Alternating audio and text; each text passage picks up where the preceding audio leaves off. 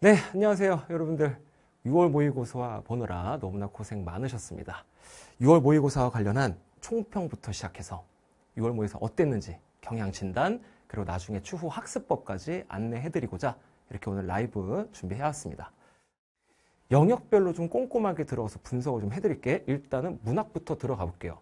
자, 제가 아까 개괄적으로 말씀드렸죠. 기존 평가원 기출문제의 경향을 그대로 답습했다. 각 장르별로 물어봐줘야 될 것들을 꼼꼼하게 똑같이 물어봤기 때문에 평가원 기출문석 잘했다면 잘 봤을 거예요. 그리고 25학년도부터 기출문제가 EBS를 연계할 때 어떤 EBS 웹 부분에 집중하는 게 아니라 말 그대로 EBS 부분에 집중하는 느낌이었거든요.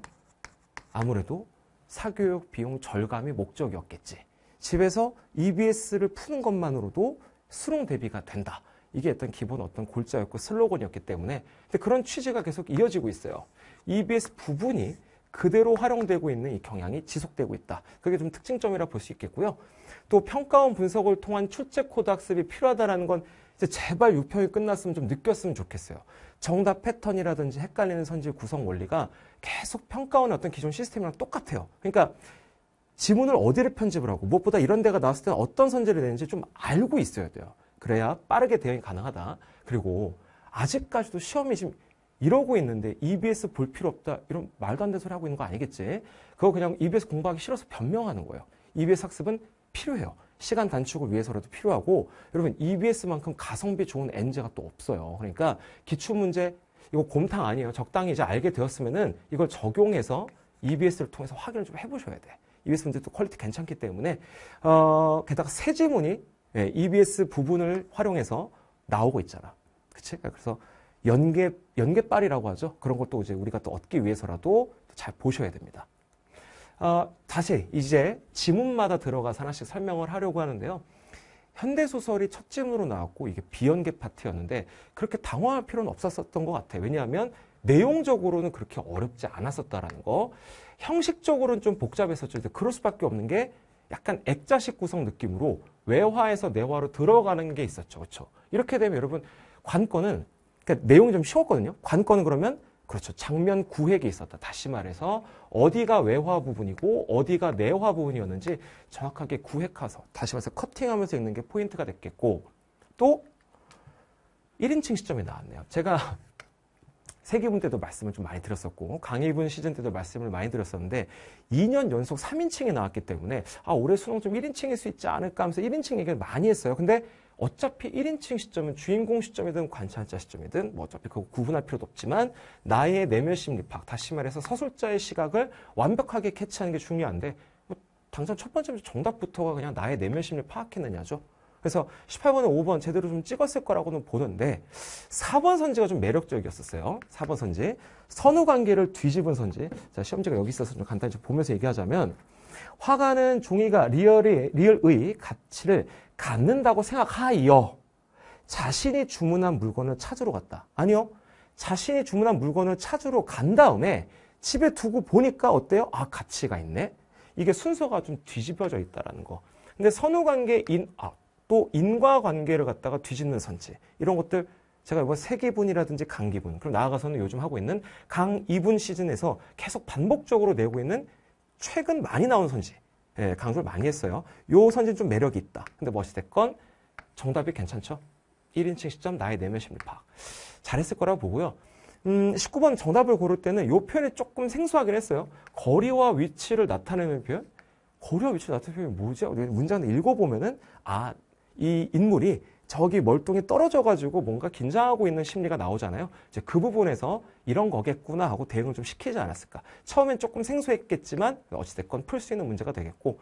근데 원래 선지를 낼 때 이게 무슨 뜻일까 하고 약간 좀 아리송하게 내는 것들은 그 한 세트에서 한두 문제는 계속 이루어지고 있는 시도입니다. 그리고 제가 아까 말씀드렸듯이 이거는 내용의 깊이는 좀 없기 때문에 형식적으로 구획을 잘 했느냐? 이게 관건이죠. 자, 그게 바로 21번 문제였고, 그렇다면 보기를 사실상 내용 일치, 다시 말해서 인물의 태도를 파악하세요가 아니라 어떤 형식상의 특징, 서술상의 특징으로 냈기 때문에 혹시 24학년도 수능 골목 안 기억나세요? 올해 약간 그런 보기로 정답이 또 나올 수 있다는 거. 근데 골목안 보기도 굉장히 오답률이 높았거든요. 제가 봤을 때는 요거 1번 선지도 그렇게 쉬운 선지는 아니고요.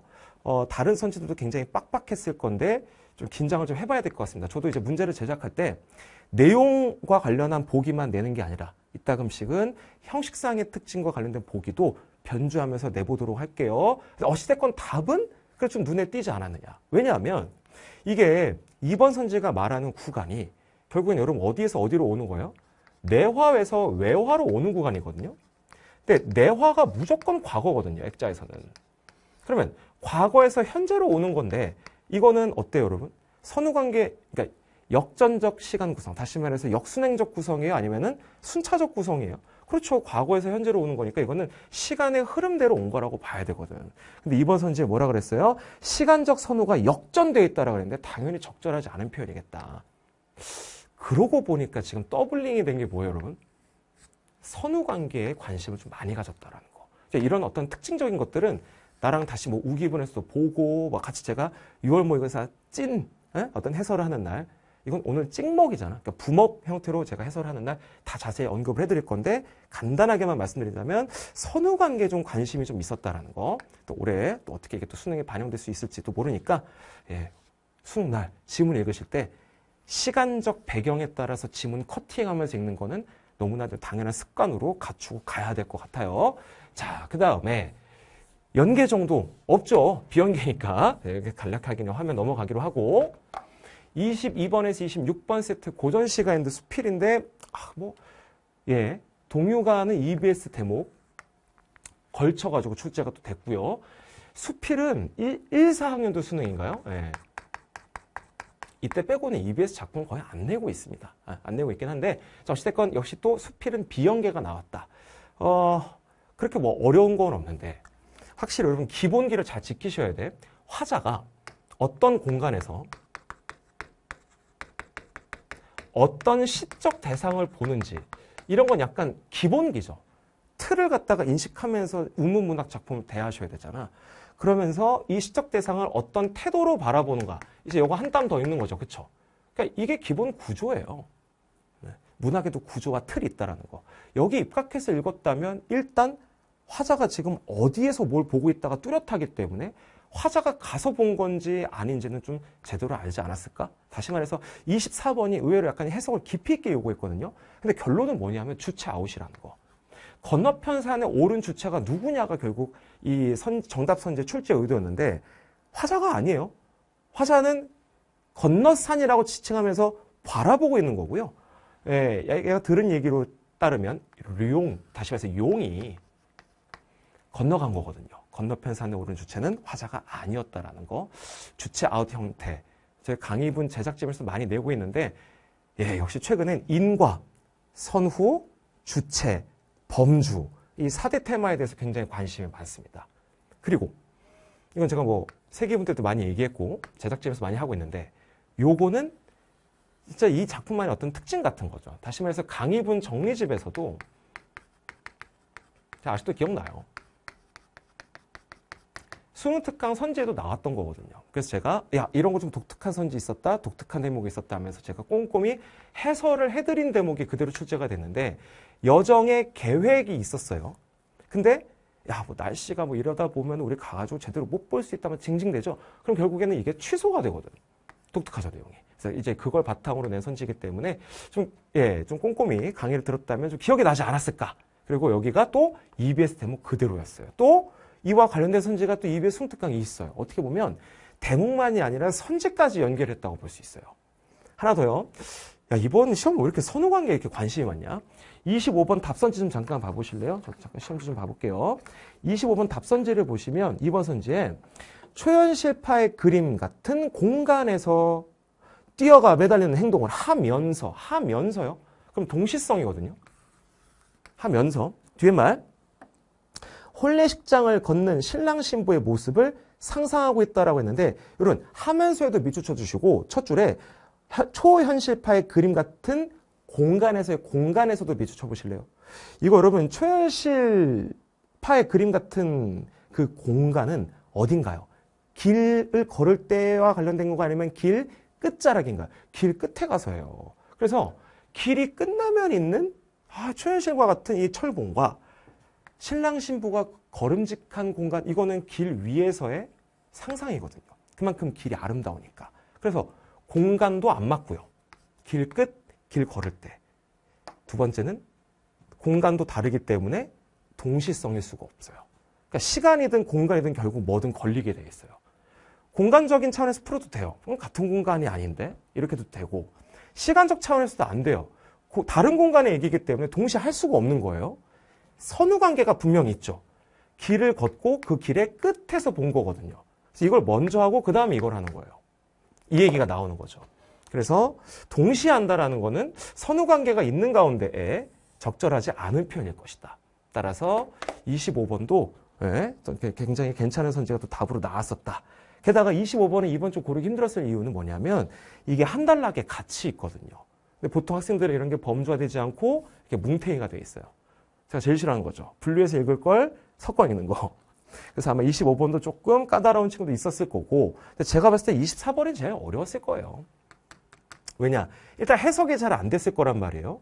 도대체 누가 이 어떤 바위에 있는 얘기와 이 연못에 있는 얘기가 도대체 어떻게 이루어진 것이냐. 좀 혼란이 왔었을 거고, 게다가 이 얘기를 지금 화자가 듣고 있는 거잖아요. 바라보면서. 이 화자가 어떤 태도를 취하고 있느냐. 다시 말해서 시적 대상, 시적 화자. 이 틀을 정확하게 잡고 해석을 해야 되는데 그렇지 않았다면 해석이 안 됐을 거예요. 아무튼 24번에 답 4번 할 땐 주체 판단을 갖다 정확하게 했었어야 됐다. 동유가 같이 길고 긴 작품을 옛날엔 여러분 출제 어떻게 했는 줄 아세요? 그 옛날 EBS 연계 양상을 지금 알고 있다면 조금 좀 우리 N수생일 텐데, 이렇게 길고 긴 작품은 보통 숭특강에 여기가 나왔다면 EBS는 그 웹부분을 좀 활용을 하는 거죠. 이렇게 중략을 좀 걸쳐서. 이런 게 전형적인 어떤 출제 방식이었어요. 근데 제가 25학년도 라이브 할 때도 벌써 또 기억이 나는데, 야, 올해는 그냥 EBS 대목이랑 똑같이 냈다. 이런 느낌으로 제가 많은 얘기를 했었단 말이죠. 작년보다 EBS 대목을 걸쳐서 내는 비율은 좀 줄었어요. 작년 여러분 9월 모의고사 현대소설은 EBS 현대소설 전체가 그대로 나왔거든요. 근데 올해는 그 정도는 아닙니다. 하지만 그래도 꽤나 큰 비중이죠. 요 가지문, 동유가의 반 이상, 즉 중략 이후는 싹 다 EBS에 있는 대목이에요. 그래서 일단 EBS 학습 부담스럽겠지만 그냥 다양한 N제 푼다라는 느낌으로 좀 꼭 좀 풀어줬으면 좋겠거든요. 그렇다고 자기가 뭐 기출문제를 그렇게 꼼꼼하게 다 보지도 않을 거잖아. 그치? 그러니까 기출문제 보면서 좀 지겨운 날 EBS도 좀 풀고 그러세요. 아시겠죠? 자, 지속되어 온 경향이라서 저는 올해도 좀 그럴지 않을까. 그래서 전문을 보는 건 또 필요하겠지만 EBS 부분을 꼼꼼히 보는 것부터 시작합시다, 우리. 알겠죠? 고전소설. 이 문제 그냥 되게 짜임새 했어요. 어렵진 않지만. 왜냐하면 그냥 되게 정석적인 주제예요. 내는 것들이 늘 내왔던 것들이에요. 첫 번째 문제. 대화 속에서 과거 사건. 함께 전란을 극복한 게 아니에요. 전쟁통에 서로 생이별했다는 게 드러나죠. 대화 속에서. 고전소설하면 현실성이 떨어지고 환상적 분위기가 고조되기도 하죠. 그럴 수밖에 없는 게 갑자기 동자가 등장해가지고 용궁으로 가자고 하고 있어요. 초현실 공간으로의 초대이기 때문에 환상적 분위기가 고조될 수밖에 없죠. 29번은 그냥 대경 차탄하고 있다라는 그 천자의 어떤 태도를 그대로 물어본 겁니다. 아무렇지 않아 하는 게 아니에요. 제가 이거는 필서위라고 맨날 강기분 때부터 강조했었죠. 크게 놀라며 탄식한 겁니다. 30번은 갈등 관계를 왜곡한 거죠. 우리 강기분 때부터 맨날 외치면서 정답 선지 옆에 적었던 좀 추억들이 있지 않나요? 갈등 관계 왜곡, 갈등 관계 왜곡. 지문에 A 대 B의 갈등 관계가 있으면 A 대 B의 갈등이라 그래야지. A 대 C의 갈등 관계다. 전형적인 어떤 오답 선지죠. 인간 세계 대 초월적 세계의 어떤 갈등이 아니라 두 용궁 세계에서의 갈등인데, 즉 초월적 세계 간의 갈등 구도야. 용왕 대 용왕. 그런데 우리 주인공 김진옥이를 초청해가지고 야, 네가 좀 싸워줘라 하고 남의 용왕이 부탁하고 있는 거죠. 그래서 이거는 그냥 전형적인 출제였다. 그리고 뭐 조금 자랑만 좀 해보자면 역시 이것도 EBS 수능특강 대목을 일부 걸쳐서 또 냈어요. 참 이게 최근 트렌드입니다. 근데 이건 일부죠. 아주 일부. 지금 절반 이상이, 절반 정도가 아니죠. 아무튼 EBS 외 대목인데, 그 강의분 N제 이제 수록이 되어 있었습니다. 근데 사실 자랑은 아니죠. 왜냐하면 오히려 6월, 9월에 적중되면 안 좋은 겁니다, 여러분. 어차피 어떤 그 출제팀이나 강사가 봤을 때 S급, A급 작품들은 다 똑같아요. 서로의 관점 비슷하기 때문에. 그러면 독서도 한 20개, 30개 소재가 되고 문학 작품도 전지문이 아니라 뭐 한 20, 30개 정도 되겠죠. 그러면 우리가 함께 본 강의분 N제라든지 뭐 나중에 나 같이 풀 뭐 무제, 우기분, 제가 내일 모의고사 거기에 있는 것들이 6월, 9월에 안 나오면 안 나올수록 수능에 적중될 가능성이 높아지는 거잖아요. 사실 이 대목이 그대로 나오면 수능에는 이제 아예 안 나올 거니까 조금 아쉽긴 하죠. 지금 나오면 안 되는데. 자, 아무튼 이거를 같이 풀어본 친구들은 아예 장면이 그대로 똑같이 나왔으니까 완전 후반까지 딱 한 토막 빼고 그대로 제가 EBS 웹부분까지 적중을 했죠. 좀 쉽게 풀지 않았을까 하는 생각이 좀 듭니다. EBS 대목을 기본으로 먼저 학습해라. 전체 줄거리를 갖다 깨짝깨짝 걸지 말고 31에서 34 현대시 세트는 늘 경향이 비슷해요. 한 작품은 EBS 연계, 한 작품은 EBS 외 작품. 근데 그 비연계 작품에서 결국 승부가 나는데요. 여기에서 화자의 정서 태도가 조금 더 얘보다는 생소할 테니까. 그래서 요거 파악의 관건이에요. 매번 똑같은 출제예요. 그게 34번입니다. 이거 간단하게 잠깐 봐볼까요? 이런 말을 해요. 꽃들의 생애가 좀 짧으면 어때? 여러분, 화무 11홍이라고 들어보셨습니까? 꽃의 이 붉은 기운은 10일 후면 다 빠집니다. 왜요? 꽃은 지니까요. 근데 이게 여러분 뭐예요? 자연의 섭리예요. 오래 안 가죠, 꽃이. 그러면 어때? 그게 자연이야. 달포 뒤쯤, 이건 한 달 이상을 말하죠. 이곳을 다시 지날 때 이 꽃구름들, 그러니까 꽃이 피어난 걸 이제 구름처럼 표현한 거예요. 비유적으로. 낡은 귀신들 마냥 그냥 허옇게 매달려 있다면 이상한 거죠. 왜? 아니, 열흘이면 금방 떨어지는데 달포 뒤까지 이 꽃이 버티고 있다고? 오히려 괴이하다는 거예요. 짧으면 어때? 금방 떨어지면 어때? 낙화? 곧 해버리면 어때? 괜찮아. 그게 꽃이야. 오히려 이렇게 길게 있으면 이상해. 꽃도 황홀도 이봐. 다 시기가 있는 거다. 그러니까 자기 시기를 넘어서 있는 게 오히려 이상한 거라는 거예요. 부정적. 이거는 자연스러운 섭리다. 그래서 대비시킨 거죠. 보기에서도 그렇게 강조가 돼 있어요. 대상의 일시성에 주목했다. 그래서 보기를 먼저 읽은 친구들이 이 맥락을 이제 원활하게 접수했을 수도 있고, 아니면 저처럼 그냥 자연방으로 시부터 먼저 읽는 친구들은 이걸 내가 아까 좀 세게 읽었는데 역시 보기도 같은 입장이구나. 그런데 선제가 좀 이상하지 않아요? 허옇게 매달린 모습에 대한 지향은 달포 뒤쯤 이 꽃이 또 회복될 생명에 대한 기대로 이어지는군. 여러분, 이렇게 자기가 피어날 시기를 넘어서 계속 아등바등 버티는 끈질긴 생명력, 그걸 노래한 게 아니에요. 다 때가 있다. 짧으면 또 어떠냐? 그게 주제죠. 다시 말해서 지문, 보기 그대로 호응이 되는데 병신선지. 선지가 또 이걸 받아주지 않네요. 회복, 어떤 그 지속적인 어떤 생명력, 그런 게 주제가 아니었다라는 거. 그래서 이거는 작품 해석을 잘못한 거죠. 아무래도 비연계 작품이기 때문에 학생아, 여기 정서 태도 뭐냐? 하고 꼼꼼하게 물어볼 거예요. 매번 같은 패턴이에요. 그래서 우리 세계분 때 이거 필기 진짜 많이 한 거 알죠? 제가 복습 영상까지 진짜 꼼꼼하게 강의 많이 했는데 그 정답 패턴 그대로 나왔다는 게 너무나 기쁩니다. 32번의 답은 정말 교과서적이죠. 정서적 거리냐, 물리적 거리냐. 물리적으로 멀어지는 거지 정서적으로 멀어지는 게 아니에요. 그래서 정답이 32번에 저도 시험지 잠깐 다시 봐볼게요. 몇 번 선지였더라? 5번 선지. 정서적으로 멀어지는 게 아니다. 이거는 강기분 현대소설 2강에서부터 우리 그 1인칭 시점하는 날이었죠. 이상의 날개 기억나십니까? 저 회탁의 거리로 돌아갈 수밖에 없다라는 표현이 나오는데 이거는 결국 뭐예요? 물리적으로 섞여 들어가는 거죠. 물리적으로 가까워지는 것뿐. 정서적으로는 돌아갈 수밖에 없다? 멀어요. 자, 여기서 가르치는 개념이죠. 또 역시 선지 판단이 되게 중요한데 선지 판단의 어떤 그 아이디어의 소스는 다 기출문제에 있어요. 그러니까 복습을 잘 해두셔야 돼요. 그러면 어떤 의도인지 금방 보이고요. 이걸 어떻게 풀어야 되는지도 금방 보입니다. 죽도록 사랑하겠다라는 말은 열렬히 정말 진심으로 사랑하겠다는 거지 내가 희생할게. 내가 죽어버릴게가 아니잖아요. 왜 그러세요? 그렇죠? 그래서 이거는 희생정신과는 무관하다. 이건 정서태도 아웃. 이러면서 풀었으면 됐겠죠. 네, 문학. 역시 한 작품은 EBS에서 그대로 내요.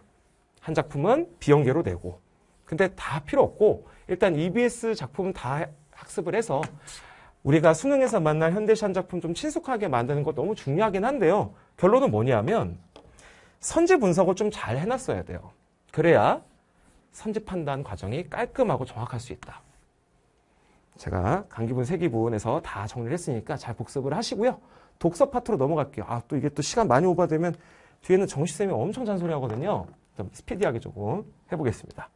독서. 제가 여러분 기만하는 거 절대 아닌데요. 그냥 솔직하게 말씀드릴게요. 이게 평이한 건 평이한 거잖아요. 그쵸? 그 보기 문제 하나 좀 까다로운 거 외에는 자기들도 딱 어려웠는데 싶은 문제 떠오르는 거 없잖아요. 그러니까 제가 이게 평이하다고 하면 너무 이렇게 발끈하지 마시고 저는 그냥 사실대로 말한 것 뿐이니까 아마 오답률 높은 문항은 제 예상이 틀릴 수도 있지만 어찌됐건 그렇게 많지는 않을 것이다. 지문 전개 독특한 거 뭐 있어요? 딱히요. 지문의 어떤 그 흐름은 기존 평가원 기출문제랑 굉장히 유사했고 그 흐름에 걸맞은 문제 역시도 또 다 기출문제에서 볼 수 있었던 형태들이었어요. 24학년도부터인가요?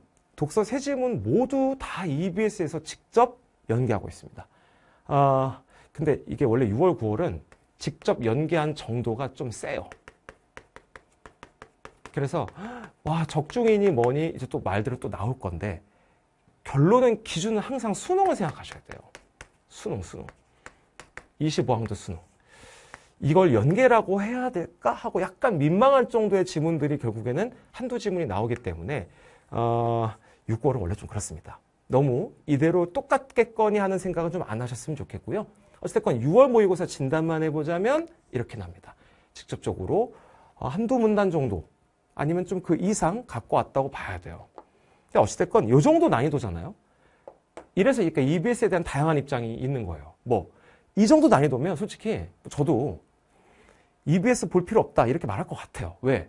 이 정도면 그냥 평가원만 잘 풀어도 충분히 커버할 수 있는 난이도니까. 그리고 또 EBS 필요하다라는 말도 또 설득력이 있는 게 실제로 직접적으로 한두 단락 이상 또 갖고 오고 있거든요. 그러니까 결국엔 좀 어렵게 내야 정확하게 누가 맞는지 이제 판별이 될 텐데 어쨌든 평이한 가운데에 평가원의 아이디어들을 그대로 잘 반영했고 EBS도 매 지문마다 한두 단락 이상씩은 다 반영을 했다. 그런 시험이었다고 일단 총체적으로 진단을 해드리고요.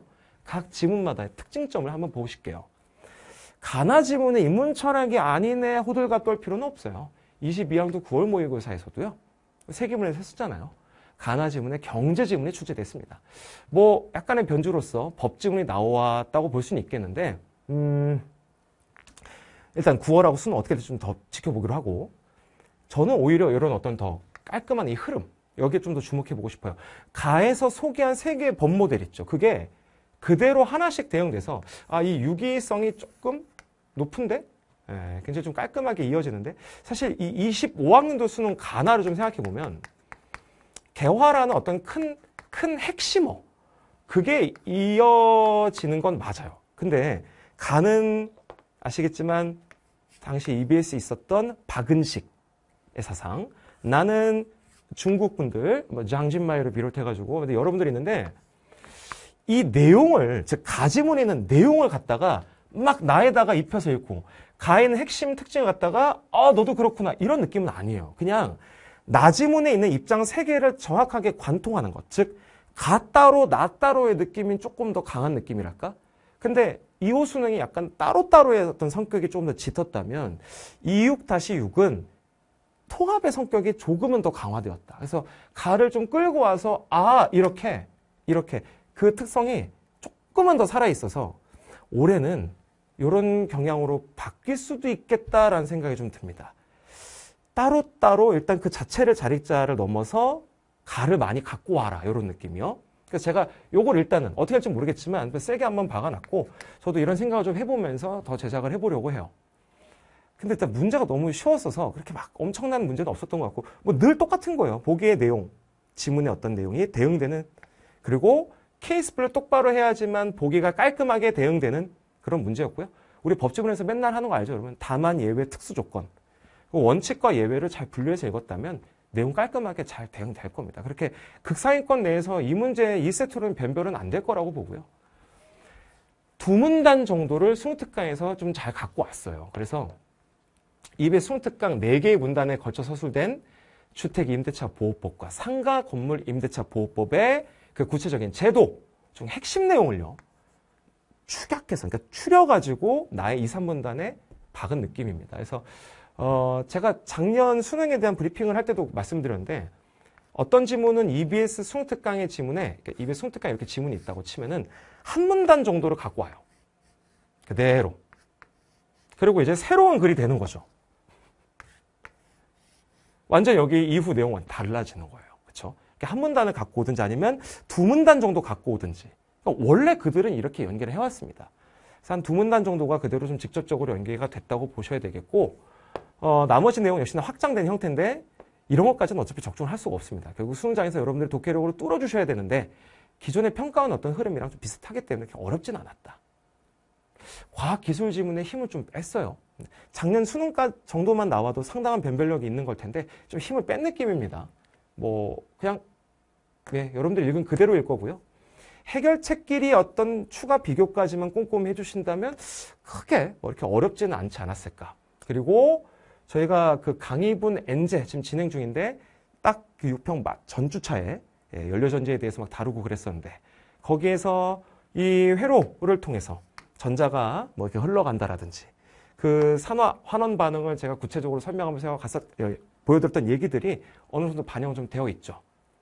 근데 그걸 떠나서 처음 보는 내용이어도 충분히 읽을 수 있어요. 사실 이 정도 난이도면. 자, 아무튼 크게 뭐 독특한 문제나 그런 건 없었는데 한 문단 연계했어요. EBS를 잘 학습했다면 앞의 내용은 다 처음 보는 내용이었겠지만 마지막 문단 내용은 EBS 내용 그대로 갖고 왔죠. 또 우리 강의분 N지에 있었던 연료전지 내용이었고요. 근데 제가 이 문제는 조금 하고 이제 좀 괜찮게 봤었던 거는 요 17번? 요 보기는 그래도 좀 나중에 좀 깊이 있게 다시 한번 우리가 분석해 볼 가치가 있지 않을까? 보기에서 제시된 새로운 개념을 지문과 잘 녹여가지고 판단을 최종적으로 해줘야 되기 때문에. 근데 지문 읽을 때 본인들도 느꼈겠지만 일단 첫 번째, 저 좀 깜짝 놀란 게 아까 제가 설명드렸듯이 보통 한두 문단 정도 연계에 그치는데 6평 지문 3개 문단 전체 EBS 내용 전체가 그대로 다 있어요. 거의 그냥 복분 느낌이거든요. 그래서 이거는 EBS를 한번 풀어봤다면 그냥 뭐 독해 포인트니 뭐니 필요 없어요. 그냥 쭉쭉쭉 읽었을 거라고 봐요. 좀 쉽게 가뜩이나 쓴 내용인데 내용까지 EBS를 그대로 판박으로 박아놨다. 그래서 뭐 그냥 입장들이 여러 개 있으니까 비교대조하면서 읽었다면 기본적인 문제들은 다 풀었을 거고 다만 17번에서 새로운 아이디어가 들어왔기 때문에 조금 고민을 했을 것이다. 이 정도 생각을 좀 해봅니다. 이건 조금 독특해요. 이렇게까지 EBS 내용을 그대로 전체에 담는 느낌은 없었거든요. 이거 올해 그렇게 하겠다는 건지 제작 기간이 좀 부족해가지고 어쩔 수 없이 EBS 내용을 많이 박은 건지는 구평을 봐야지 알 것 같습니다. 그래서 아무튼 이 생각을 좀 해보면서 저희도 좀 EBS 내용을 좀 더 찐하게 반영하는 거 준비를 좀 해보겠습니다. 선택 과목은 화작은 할 얘기가 없어요. 그렇게 크게 이슈는 없었고 아마 엄매푼 친구들은 조금 시간이 부족하다는 느낌은 받았을 겁니다. 이유는 올해 주인공이 매체야? 주인공까지는 좀 그렇고 약간 영화 보고 나면 잊을 수 없는 조연 같은 거 있죠. 아니 그럼 이제 거의 사실상 이건 약간 준 비문학이거든요. 지역적 근거까지는 원래 잘 안 갔었는데 이렇게 되면 시간이 좀 부족할 수 있어요. 그럼 이제 정말 엄매를 선택한 이유는 과연 뭘까? 언어 문법은 기본적으로 학습량이 많아. 근데 이제 알고 나면 빨리 풀 수 있으니까가 어떤 선택을 하는 이유였었는데 매체에서 이렇게 시간을 갖다가 좀 오래 쓰게 만들면 글쎄요, 학생들이 좀 부담이 좀 많아질 것 같습니다. 학습 부담이. 그리고 제가 이걸 좀 올해는 좀 세게 말하려고 해요. 제가 항상 파이널 때 언어 매체를 강의분 엄매로 출시합니다. 왜 강의분 엄매로 출시하냐면 EBS 문제, 좋은 것들을 엑기스를 추려서 반영하면서 강의를 하거든요. 개념 어려운 것들 다시 총정리하면서. 근데 가끔은 혹자들은 EBS를 왜 선택 과목을 하냐. 그 친구가 맞겠어요? 전문가인 제가 맞겠어요, 여러분? 22학년도부터 매년 EBS에서 유의미한 연계가 되고 있어요. 유의미한 연계. 작년 수능도 마찬가지예요. 작년 수능 저희는 그 선생님 새 소식 게시판에 보도자료 있습니다. 제가 뭐 비문학 독서 뭐 적중하고 뭐 언매 뭐 적중하고 다 이렇게 올려놨는데 그거 꼭 봐주세요. 세 문제가 그대로 비슷해요.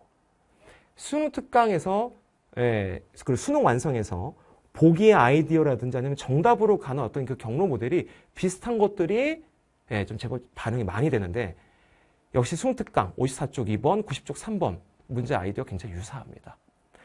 이런 경향은 지속되고 있기 때문에 강의분, 언매, 파이널 올해도 준비를 똑같이 할 거예요. 경향이 좀 바뀌면 저도 바꿔야 되겠지만 선택 과목도 EBS 잘 보셔야 됩니다. 화작은 좀 긴 세트에서 그냥 주체 정도 잘 파악하면서 읽었으면 충분히 다 맞지 않았을까? 뭐 이런 생각을 좀 해보고요. 학습 방향. 근데 사실 이제 이런 난이도면 할 얘기가 그렇게 많지는 않아요. 결국 중요한 것은 일단 평가원 기출이라는 것은 여러분들이 시험 보고 나면 알 겁니다. 왜? 지문의 흐름 형태, 핵심 문장을 부각하는 방법. 문장이 이렇게 붙는 느낌이 확실히 사설 콘텐츠랑 평가는 좀 다르죠. 그러니까 평가원 지문에 길들여져 있어야 되고 그리고 무엇보다 이런 흐름과 이런 단락에선 이런 문제가 그러니까 이런 틀 같은 것들이 굉장히 정형화되어 있고 정제되어 있어요. 무엇보다 문학은 지문을 쓰는 게 아니잖아. 그럼 결국엔 어떤 그런 줄거리나 컨셉에 맞게 선지가 뭐가 나오는지 좀 잘 알고 있어야 돼. 그리고 그 선지를 어떻게 판단하는 건지 이건 이걸 보고 판단해야 돼. 이런 어떤 아이디어들이 잘 구축이 돼 있어야 돼요. 문학은 선지 분석을 많이 해야 된다. 내가 이제 선지 분석 좀 많이 해드리잖아. 최근 경향에 뭐가 나오는지도 굉장히 좀 꼼꼼히 짚어드렸고 그런 걸 좀 계속 꾸준히 복습을 좀 하셨으면 좋겠는데 복습이 문제가 아니야. 지금 내가 봤을 때 일단 완강을 좀 먼저 하세요. 제발. 강기분, 세기분, 기껏해야 14주 플레이인데 아직도 완강 못한 친구들이 있어요. 부담이 세기분이 좀 되신다면 세기분의 익힘책이라도 좀 그럼 건너뛰시고 그러니까 다 건너뛰는 건 아니고 EBS 소재도 있고 EBS 외 소재도 있거든요. 그럼 EBS 소재만이라도 좀 봐주면서 이 익힘책 분량이 좀 꽤 되긴 해. 어찌됐건 세기분은 좀 마무리를 좀 해주세요. 아시겠죠? 네. 세기분은 일단 진입은 얼추 좀 많이 한 것 같은데 조금 스퍼트를 내주셔야 될 것 같아요. 우리 여름방학을 좀 이용해가지고 좀 잘 마무리합시다. 어차피 이제 또 한동안 기말고사 준비하실 거잖아. 자, 그리고 또 이제 빼놓을 수 없는 얘기가 이제 EBS죠. 문학. 뭐, 지금 22 개정 이후로 매번 똑같아요. 현대시한 작품, 고전시간 작품, 현대소설 또는 고전소설. 근데 이제 수능은 지금 매번 고전소설을 연계했어요. 현대소설은 비연계로 내고. 자, 그렇기 때문에, 새 작품은 일단 기본 베이스로 EBS에서 나온다고 생각을 하시면 될 것 같고, 25학년도 기점으로 해서 EBS의 웹부분도 아닌 EBS 부분이 좀 부각이 많이 되고 있어요. 그러니까 일단 EBS를 풀면서 공부를 좀 시작하셔야 될 것 같고요. 독서도 마찬가지예요. 세 개의 소재가 모두 EBS에서 나오고 있기 때문에 일단은 훈련용으로라도 좀 풀어갔으면 좋겠고 풀면서 본인이 이제 실력이 쌓이면 안목이 생기고 안목이 생기면 뭐가 좋고 뭐가 좀 별론지 아시잖아요. 좋은 것들은 좀 S급으로 좀 체크 좀 해둔 다음에 막판에 한번 좀 더 읽어주시면 좋을 것 같아요. 아니면 좀 내용이 좀 개념어가 어려운 것들 있잖아. 이제 그런 것들을 한번 더 보면 너무 좋지. 언매. 강조했다. 언매하는 친구들은 여기서도 시간 좀 벌어야 되기 때문에 어차피 엔제 많지 않아. 선택 과목. 그러니까 수능특강을 기준으로 해서 좀 풀어갔으면 좋겠고 강의분, 엔제, 강의분 정리집을 통해서 어찌됐건 선택 과목까지 열심히 저도 좀 제작을 하고 준비를 해드릴 테니 한번 잘 마무리를 해봅시다. 일단은 6, 9월에 안 나올수록 좋아요. 6, 9월에 적중이 많이 되면 수능 적중 확률이 떨어져요. 그래서 지금 제가 만든 거에서 지금 일단 또 이제 제거해야 될 것들이 있고 사실은 뭐 다 똑같죠. 이미 시즌2 또는 모의고사 지문들을 다른 업소도 마찬가지로 지금 제작을 하고 있는 거거든요. 근데 또 이제 나온 것들은 또 다 빼야 돼. 그럼 뭐 안타깝지만 어쩔 수 없지. 아무튼 그럼 저도 열심히 만들 테니까 제발 좀 풀기나 좀 하세요. EBS랑 기출문제 이런 컨텐츠들 위주로 하면 되고 자 일단 이런 난이도면 우리 지금 의대 가고 싶은 분들 많잖아. 결국 극상위권에서 이렇게 되면 변별이 잘 안 돼요. 그러니까 100점이 안 나오면 굉장히 크리티컬해지거든 상황이. 그래서 어쩔 수가 없어. 그냥 매일 꾸준히 하는 게 제일 좋아요. 이런 정도면 그냥 뭐 독해 포인트니 뭐니 그냥 그딴 거 필요 없어. 그냥 매일 꾸준히 하면 그냥 감이 살아있잖아. 그냥 그걸로 그냥 승부 보는 거야. 그리고 요 정도 난이도면 그냥 뭐든 둘 중에 하나라도 제대로 마스터가 돼 있으면 돼. 그러니까 진짜로. 그러니까 25학년도 승부부터 지금 계속 똑같잖아요. 제대로 매일 꾸준히 합시다. 예? 제가 잔소리는 오늘 하지 않을게요. 너무 힘드니까. 그래서 우리 꼭 정점이 좀 있었으면 좋겠고, 제가 또 매일 꾸준히 하라고 말만 짓거리면 안 되잖아. 그래서 또 이제 하반기 주간지, 또 이제 권지용의 무제가 아닌 강민철의 무제, 또 이제 열심히 또 만들어서 제작을 해드릴 테니까, 또 우리 이런 걸로 매일매일 꾸준히 공부하는 거 좀 잘 습관화했으면 좋겠고요. 다만, 제가 아까 좀 충격을 받은 그 연계 있죠. 인문지문이 너무 EBS지만 똑같았거든요. 근데 제 느낌에는 그냥 그럴 것 같지는 않아요. 아무튼 2, 5 수능 독서처럼 딱 한 문단에 한두 줄기만 연계하고 웹 부분에서 확 그냥 조져버리는. 다시 말해서 가나지문이 제일 어려웠잖아. 그래서 박은식은 EBS 내용이지만 결국 나지문은 EBS 전혀 없는 내용. 근데 여기에서 약간 좀 어려웠었죠. 그렇죠? 입장들 비교대적으로 좀 빡빡했었잖아. 그래서 결국 또 이런 형태로 가지 않을까? 9월까지 좀 보고 나서 좀 총체적으로 다시 한번 얘기는 해드릴게요. 자, 어찌됐건 오늘 너무 이거 나네. 아무튼 너무 고생하셨고, 뭐 오늘 또 공부하실 거예요? 공부하실 거면 공부를 하시는데 쉬는 것도 나쁘지 않아. 깨끗하게 씻고 쉬고. 근데 어디 놀러 다니고 술 먹고 주접 떨지 말고 그냥 쉬세요. 집에서 그냥 푹 그냥 쉬는 거야. 알겠지? 너무 고생들 하셨고, 뭐 저한테 뭐 DM 보내고 하시겠지만 제가 오늘 또 뒤에 일정이 있어요. 그래서 DM 못 볼 텐데 아무튼 나중에라도 뭐 볼 수 있으니까 DM 뭐 보내고 싶은 분도 있으면 보내고. 근데 무엇보다 잘 추스리고 계획을 잘 짜셔야 되거든. 그러니까 이상한 데 가서 이상한 질문하지 마시고, 저희 조교도 웬만하면 다 의대생들이에요. 그러니까 저희 조교들한테 어떻게 공부해야 될까요? 뭐 공부해야 될까요? 뭐 상담받고 싶은 거 있으면은 조교들을 이용해서 상담을 받으실 것. 아시겠죠? 네, 오늘 라이브는 여기까지고, 제가 좀 5분 정도 오버를 해가지고 정시쌤한테 욕을 먹을 것 같네. 아무튼 오늘 전 여기서 마치겠습니다. 고생했습니다.